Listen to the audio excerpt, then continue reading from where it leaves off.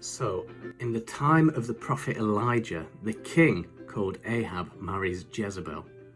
And she doesn't worship the Lord, but a false god called Baal. Now Jezebel manages to convince Ahab, and therefore the whole of Israel, to worship Baal instead of God. And so Elijah announces that there will be a drought, and therefore a famine, in the land of Israel. After 3 years of hiding, Elijah organizes a big showdown between himself and 450 prophets of Baal.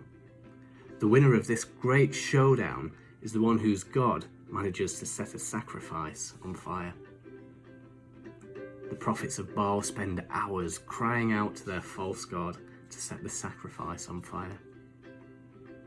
And Elijah, meanwhile, is just chilling.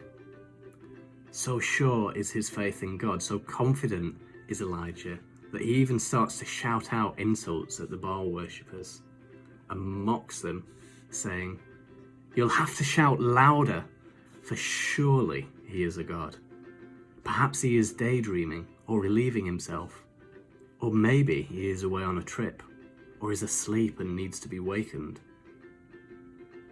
When Elijah has had enough of being sassy, he goes and builds his altar for the sacrifice, and then he covers it with water, like properly floods it. And water and fire don't generally mix. Elijah then says a simple prayer, and fire burns down from heaven and burns up the sacrifice, the altar made of stones and all the water, proving definitively that the Lord is God. In this story, we see a great act of courage in the face of danger. The king is angry with Elijah for the drought. So Elijah is brave for merely coming out of hiding, never mind everything that happens in the showdown.